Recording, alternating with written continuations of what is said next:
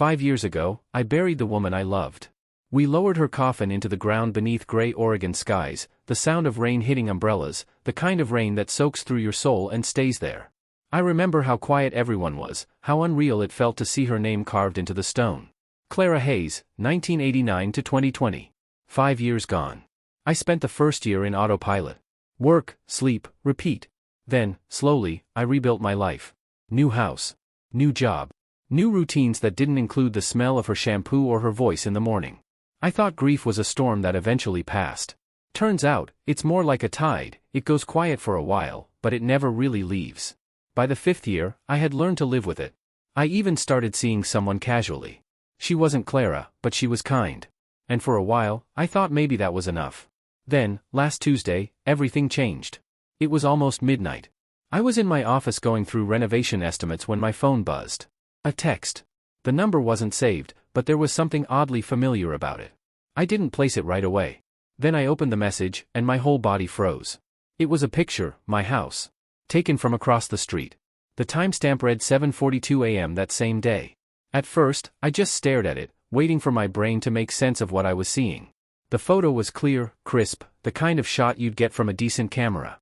You could see the front porch light still on, my truck parked in the driveway. The only problem? I didn't own any camera that could have taken it. I looked at the number again. 10 digits that felt like a ghost reaching through the screen. I deleted that contact years ago, but muscle memory recognized it before logic did. It was Clara's number. My throat went dry. My first thought was that it had to be a recycled line. Carriers do that all the time. Someone else probably got her old number. Maybe it was a prank. Maybe they dialed wrong. But I couldn't shake the feeling in my chest, that cold weight pressing right behind my ribs. I called the number. For a few seconds, nothing. Then I heard it, a faint click, followed by static. And then, a voice. Low, fragile, almost drowned out by the noise. It said my name. Just once. Then silence. The call ended on its own. I sat there, staring at the dark phone screen, my reflection looking back at me. I told myself it wasn't her voice. It couldn't be. But the tone, the softness, it was exactly the way she used to say my name when she wanted to tell me something serious. I didn't sleep that night. Around 2 in the morning, I thought I heard an engine idling outside. I went to the window, nothing but shadows. The street was empty except for a single dark car parked under the streetlight. Headlights off. No one inside that I could see. I watched for 10 minutes. Then it drove away. By morning, I convinced myself it was nothing. The logical part of me, the part that always looks for explanations, took over. Probably a scammer. Maybe an AI image trick. I even checked the photos data. The metadata confirmed the timestamp, but also listed the camera model, Sigma DC-14, something I'd never heard of. I looked it up, a discontinued professional camera, not a phone. It didn't make sense. The next day at work, I tried to focus. But my mind kept drifting back to that photo, that voice. I wanted to delete it, but something stopped me. I've learned that sometimes the thing you're most afraid to face is the thing that won't let go until you do. That night, another message came. This time, just 3 words. Do you remember? My hands shook so bad I nearly dropped the phone. I typed back, who is this? But before I hit send, the typing dots appeared. Whoever it was, they were already replying. Then the dots vanished. No message came through. For the first time in years, I felt something I hadn't felt since the night Clara died, dread. I needed air. I walked out to the porch, the phone still in my hand. The neighborhood was silent, only the distant hum of highway traffic. The same spot from where the picture had been taken was empty now, but I couldn't help staring at it, imagining someone standing there, watching me, camera in hand. When I finally went back inside, I dug through the bottom drawer of my desk. I still kept her old file there, the crash report, the obituary, even the photo of the wreck that I swore I'd never look at again. The official cause of death was listed as vehicular accident, impact and fire trauma. Her body had been identified through dental records. But what I'd forgotten, what I noticed now, was a line at the bottom, final remains recovered, partial. Partial. I don't know why that word hit me so hard. Maybe because for 5 years I'd believed she was gone completely. That there was nothing left of her in this world except memories. But that single word cracked the certainty I'd built my whole recovery on. I stayed up until dawn scrolling through old photos, old messages, old voice notes I never had the heart to delete. I kept thinking about the last day I saw her. We'd argued that morning, something small, stupid. She'd left in anger, said she needed time to think. 2 hours later, I got the call. They said she'd lost control of her car on a wet road, hit a barrier, and the vehicle exploded. No survivors. But now, with that photo on my phone and her voice echoing in my head, I couldn't stop asking myself, what if that wasn't true? What if she hadn't died? By sunrise, I'd made a decision. I needed answers. I started by visiting the phone carrier. The clerk looked up the number and told me it was active. Registered 3 months ago under a name that didn't match any public record, Hannah Doss. When I asked for an address, she shook her head. Privacy laws. Still, the look on her face said enough, something about it unsettled her too. That night, I drove past the cemetery. I don't know why. Maybe to prove to myself there was still a grave there. The gate was locked, so I parked outside and stared through the iron bars. The headstones glimmered under the moonlight, neat rows of silence. Her plot was somewhere in the middle, beneath an oak tree. I sat there for a long time before finally whispering out loud, "If you're still out there, why?" I didn't expect an answer. But when I got home, there was another message waiting. A picture, not of my house this time. Of a grave. Her grave. Fresh flowers. And in the corner of the image, a woman's shadow, long, unmistakable, standing right where I had been parked. The timestamp was from 10 minutes earlier. The picture of her grave didn't feel like proof. It felt like a message. Whoever sent it had been there. 10 minutes before I saw it. 10 minutes before I opened my front door, turned on my porch light, and realized I was standing exactly where someone else had stood earlier that night. I didn't sleep. Again. By morning, my hands were shaking from caffeine and fear. I decided I couldn't keep pretending this was just a prank. I needed help. There was one person I knew I could talk to, Detective Marla Keene. She'd been assigned to Clara's accident years ago. We'd spoken only a few times, but I remembered her as sharp, direct, and human in a way most cops weren't. I found her number in my old emails and called. She didn't pick up. I left a message explaining the situation as calmly as I could, the texts, the photos, the voice. I said I wasn't asking her to reopen the case, I just needed clarity. She called me back 3 hours later. Her voice sounded older, tired. "You think someone's impersonating your dead fiancé?" she asked. I told her everything. Every photo, every timestamp, every detail. She sighed, long and low, and said she'd meet me for coffee after her shift. We met at a small diner on the outskirts of town. She looked the same, sharp eyes, steady presence, like she could spot a lie before it left your mouth. I showed her the messages, the grave photo. She leaned forward, studying the screen in silence. Then she said something that made my chest tighten. "There's something you should know. The body, we never got a full confirmation. Not the kind you'd expect." I asked what she meant. She explained that the fire had been intense enough to destroy nearly all identifying tissue. They'd used dental fragments, personal effects, and witness statements to close the case. It matched well enough, she said, and her employer confirmed she left work early that night. It added up. But it wasn't conclusive, I said. She hesitated before answering. No, it wasn't. The air around me felt thinner. She must have seen it on my face because her tone softened. "I'm not saying she's alive. But mistakes happen. Sometimes, people disappear for reasons we don't understand." Before we parted, she handed me her card. "If anything else happens, call me directly. Don't try to handle it alone." On the drive home, I replayed her words over and over. People disappear for reasons we don't understand. That night, I pulled out an old external hard drive. It was full of photos and videos, fragments of a life I'd tried to move on from. I hadn't looked at them in years. But I wanted to remember her as she was, laughing, alive, real. Most of it was harmless nostalgia. Then I found something strange, a short video clip labeled Test2.mov. I didn't remember recording it. It showed Clara sitting in the driver's seat of her car, the same one that had crashed. She was talking to someone outside the frame, smiling, saying she'd be done with them soon. Her tone was casual, but her eyes weren't. They were anxious, darting off-screen. In the reflection of the driver's window, I saw a shape, someone standing beside the car. A man. Too blurry to recognize. The file's date? 2 days before the accident. My stomach turned. I took a screenshot of the reflection and zoomed in. The man wore a dark jacket with a patch, a company logo. I could make out part of it, Vironex. That name hit me like a jolt. Clara had worked for Vironex Biotech for 3 years before she died. A pharmaceutical company with deep ties, high secrecy, and a history of scandals that never quite reached the headlines. I started searching online.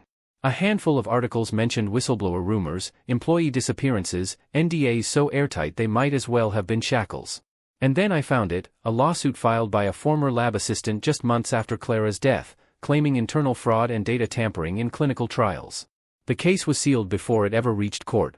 Suddenly, her death didn't look like a tragedy. It looked like cleanup. As I scrolled, my phone buzzed again. Another message. It said, "You were supposed to let it die." No photo this time. Just words.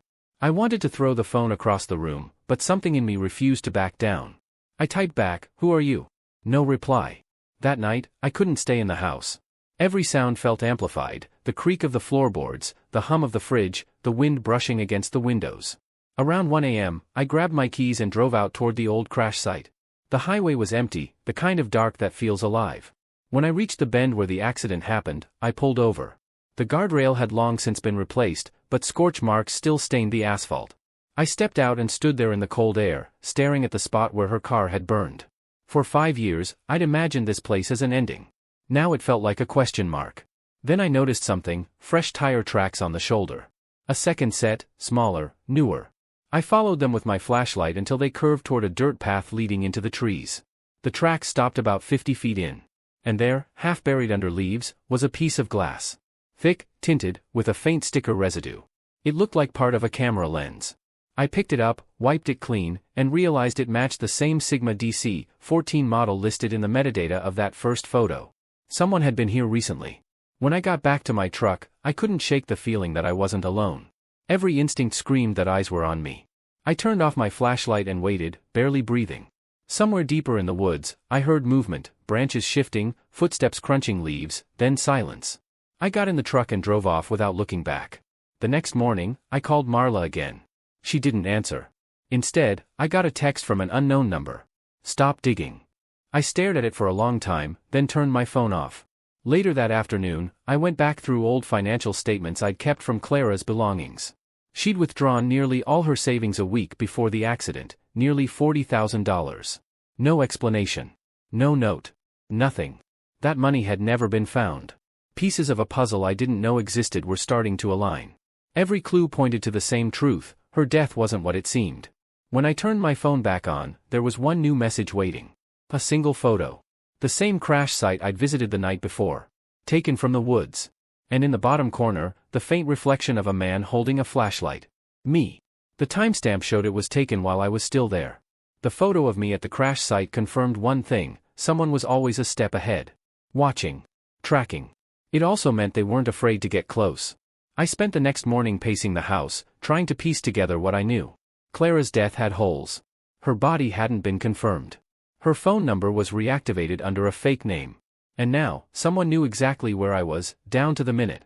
I tried calling Marla again, but she still didn't answer. Her voicemail said she was on leave. No details. That left me alone. So, I did what I always do when something doesn't make sense: I followed the data.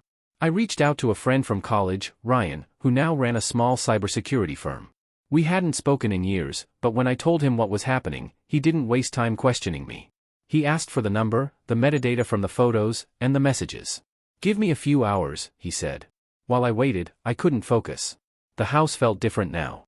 The walls too quiet, the air too still. I kept glancing at the windows, half expecting another car to appear under the streetlight. Around 5 p.m., Ryan called back. His tone was different, sharp, careful. He said the phone that sent the messages had been active near a small town about 20 miles away. A place called Ridgefield. Population, 3,000, maybe less. "Whoever's using it," he said, "they're careful. They route through VPNs, switch IPs. But they slip sometimes. This was one of those times." Then he paused. "You might not like this part. The phone was registered to a storage unit complex on the edge of town. Rented under the same fake name, Hannah Doss. I drove there the next morning. The place looked deserted. Rows of metal doors stretching down a cracked asphalt lot, a small office shack with faded blinds. A bored attendant flipped through a magazine when I walked in. I gave him the name. He typed it into his computer, frowned, then said, "Yeah, we've got that. Paid up for the year. Unit 43. Can I see it?" I asked. He shrugged. "Not without the key." I slipped him 100. He hesitated, then tossed me a spare set from a hook behind the desk. 5 minutes, he said. Unit 43 was near the back. I opened the roll-up door, and the smell hit first: dust, cardboard, something faintly chemical. Inside were boxes stacked neatly, labeled with old handwriting I recognized immediately. Clara's. My heart hammered as I stepped inside. There were books, a few clothes, a box of old kitchenware, nothing unusual at first. But then I saw a sealed envelope on top of a metal case. My name was written on it. Inside was a USB drive. No note, no explanation. Just those 3 words written on the outside, "Do not open." Of course, I did. I plugged it into my laptop, half expecting nothing, maybe personal photos or encrypted junk. Instead, it opened to a single folder titled Crash. Inside were videos, dozens of them. Some were shaky dashcam clips. Others looked like surveillance footage, grainy, time-stamped, and marked "Property of Vironex." The final video was different. Clean, clear. It showed the night of the crash. Clara's car was visible on the shoulder, smoke rising. A few seconds later, headlights appeared, a black SUV pulling up behind her. 2 figures got out, one male, one female, both wearing Vironex security badges. Clara emerged from the car, coughing, alive. The woman helped her walk toward the SUV. The man took something from her hands, a phone, a small black folder, and what looked like a flash drive. Then they disappeared into the dark. The video cut off. I replayed it 3 times before I realized my hands were shaking. Everything I'd believed about her death, the grief, the closure, the guilt, all of it had been based on a lie. She hadn't died. She'd been taken. Or worse, she'd gone willingly. I didn't know which was worse. When I got home, I called Marla again, this time leaving a longer message. I told her what I found, about Vironex, about the video. I said I was bringing the evidence to her in the morning. I never got the chance. That night, around 2 a.m., the alarm blared. I ran downstairs, heart pounding. The front door was ajar, swinging gently. Whoever broke in didn't bother with stealth. Every instinct screamed at me to leave, but I forced myself to check the office. Drawers open, papers everywhere, but nothing missing, except my laptop. The one with the USB. I grabbed my phone to call the police, but before I could, a text popped up. "Stop looking." It wasn't me. I froze. The words hit harder than any threat could. It wasn't the tone, it was the phrasing. Clara used to write exactly like that. The punctuation, the rhythm. Even the capitalization. For a second, I let myself believe it was her. That she was alive, trying to protect me from something bigger. But then I thought about the video. About the people who took her. About the stolen laptop, and how fast someone had acted once I found the footage. Whoever sent that message knew everything. By morning, the police had come and gone. They filed it as a break-in, possible burglary attempt, but there were no fingerprints, no witnesses. The officer suggested I get a security system. I didn't tell him that the security camera feed was wiped clean. I drove to Marla's precinct, but she wasn't there. The desk sergeant said she was on administrative leave, no further details. That's when I realized how deep this went. That afternoon, I got an email from an anonymous account. The subject line was blank. The message said, "She's alive. Ridgefield cabin. Don't bring anyone." Attached was a photo, a small wooden cabin by a lake, surrounded by trees. I didn't recognize it, but the GPS coordinates in the file pointed to a spot about an hour north of town. I knew it was reckless. But I also knew I'd go. I couldn't not. That night, I packed a flashlight, my phone, and the last photo I ever took of her. The one before everything went wrong. As I drove toward Ridgefield, the roads narrowed, the signal faded, and the forest closed in around me. By the time I reached the cabin, the moon had risen. A single light glowed faintly inside. The front door was open. I stepped in, calling her name before I could stop myself. And then I saw her. Sitting by the window. Alive. Her hair was shorter, her face thinner, her eyes older. But it was her. Without question. She looked at me like someone who'd seen a ghost. Maybe because, for 5 years, we both had. For a few seconds, I couldn't move. She was alive. 5 years of nightmares, funerals, and therapy sessions, undone by the sight of her sitting in a wooden chair, staring at me with eyes that carried 5 years of silence. She didn't speak at first. Neither did I. The only sound was the faint ticking of an old clock on the wall. Finally, I said her name. It came out broken, too small for the weight it carried. She looked away. "You shouldn't have come." Her voice, older, rougher, but still unmistakably hers. The same voice that had whispered my name through the static that night. I stepped closer. "You're alive. You're..." She cut me off. Alive isn't the same as free. Her hands trembled slightly. On the table beside her was a folder, thick and worn, with the Vironex logo stamped on the front. My eyes caught on the edge of it, and everything I'd pieced together began to click. She took a deep breath. They were testing unapproved compounds, rushing trials, burying results. I found out. I thought I could fix it. She gave a bitter laugh. I didn't realize they'd rather bury people than data. She told me everything. The night of the crash, she'd been followed. When her car went off the road, the fire was real, but the body wasn't hers. The remains used for identification were staged. She'd been pulled from the scene by Vironex security, forced into hiding under threat. They told her that if she ever made contact with anyone from her old life, they'd go after me next. They made me disappear, she said quietly. New name. New face. I thought if I stayed gone, you'd be safe. I wanted to believe her. I really did. But something didn't fit. I asked, then who's been sending the messages? The photos? The videos? She hesitated, eyes darkening. Not me. She slid the folder across the table. It was my sister. Inside were documents, reports, emails, all pointing to a hidden whistleblower inside Vironex. But there were also medical files. The name at the top read Emily Hayes, Clara's younger sister. She was dying, Clara said. Stage 4 cancer. She blamed me for running instead of exposing them. When she found out I was alive, she tried to finish what I couldn't. The texts, the photos, that was her way of forcing you to look. I stared at the folder, then at her. So she's the one who? She's gone, Clara said softly. A month ago. She sent you everything before she died. For a moment, the room felt smaller. Emily's last act hadn't been revenge. It had been a confession, a message in a bottle thrown toward me, trusting I'd find the shore. Clara stood, pacing. After she died, I thought about ending it myself. But they're still out there. The people who did this. They'll come for you now that you've found me. Then let them, I said. I'm done being afraid. Her eyes met mine, and for the first time in years, I saw the woman I used to know, fierce, brilliant, defiant. We spent the next 2 hours combing through the files. Names, transactions, offshore accounts, enough evidence to burn a company to the ground. Emily had documented everything. She'd even copied the footage from the USB before it was stolen. I knew what had to be done. The next morning, I met Detective Marla in a quiet parking lot outside town. She looked worn out, but her expression sharpened when I handed her the folder. I told her everything, the cabin, the sister, the company. She didn't doubt me. Not this time.